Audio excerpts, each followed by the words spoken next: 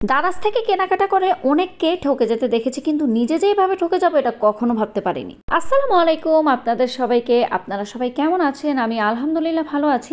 আজকে আপনাদের সাথে আমি কিছু প্রোডাক্ট আনবক্সিং করব।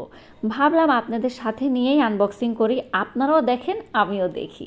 তো আমি দারাজ থেকে কিছু প্রোডাক্ট অর্ডার করেছিলাম, সেই প্রোডাক্টগুলো আজকেই হাতে পেলাম, তাই ভাবলাম আজকে ভিডিওটা শ্যুট করে আপনাদের সবার সাথে শেয়ার করে ফেলি, কারণ আমি এত বেশি এক্সাইটেড ছিলাম এগুলোর ভিতরে কি আছে সেটা দেখার জন্য। প্রথমে আমি আমার প্রথম পার্সেলটা আনবক্সিং করেছি। আপনারা দেখতেই পাচ্ছেন এই পার্সেলের মধ্যে রয়েছে একটি স্পুন সেট।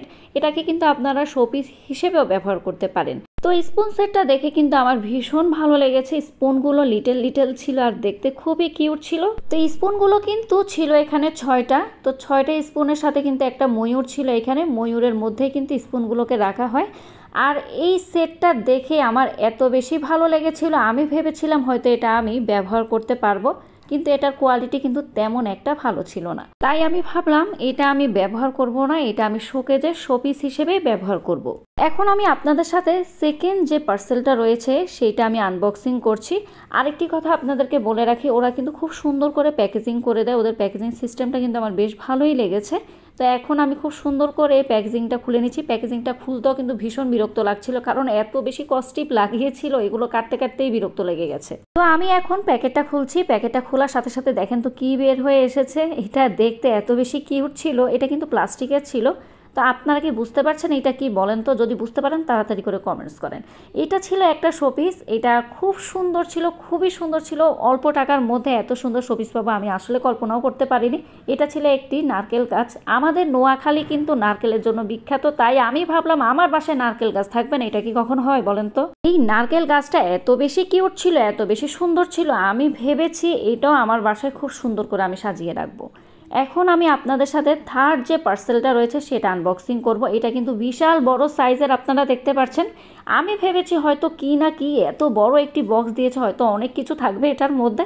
তো যাই হোক, এখানে আমি যখন খুলে দেখলাম তখন দেখলাম এটার ভিতরে ছোট আরেকটি বক্স রয়েছে, আর সব কিছু এখানে দেওয়া হয়েছে এটা প্রোটেকশন করার জন্য।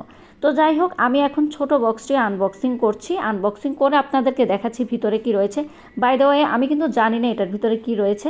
তো আমি যখন বের করেছি তখন অবাক হয়ে গেছি। বিশ্বাস করেন, এটাকে এত সুন্দর করে প্যাকেট করে দিয়েছে ওরা, আসলেই প্যাকেট করা দরকার, কারণ জিনিসটা অনেক বেশি পাতলা ছিল। আমি অনেক আপু এবং ভাইয়াদের বাসায় দেখেছিলাম গ্লাস টিজার। এটা দেখে আমার এত বেশি ইচ্ছে হয়েছিল কেনার, কিন্তু আসলে আমার সময় হয়নি মার্কেটে যেয়ে কেনার জন্য।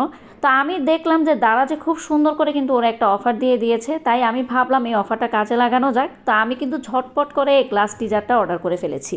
এই গ্লাস টিজারটা এত বেশি পাতলা ছিল, এটা ধরতে আমার ভয় লাগছিল, মনে হচ্ছিল এখনই মনে হয় যে ভেঙে যাবে। তো এখানে কিন্তু চা পাতাটা দিয়ে তারপর কিন্তু গরম পানির মধ্যে এই যে স্টিলের জিনিসটা আছে সেটা কিন্তু ডুবিয়ে রাখা হয়, তাহলে কিন্তু খুব সুন্দর করে চা বানানো হয়ে যায়। এই গ্লাস টিজারটা আপনাদের কার কার বাসায় আছে অবশ্যই কিন্তু আমাকে কমেন্টস করে জানাবেন। এটা কিভাবে ব্যবহার করব অবশ্যই কিন্তু আমার সাথে একটু শেয়ার করবেন, তাহলে কিন্তু আমার খুবই ভালো হবে।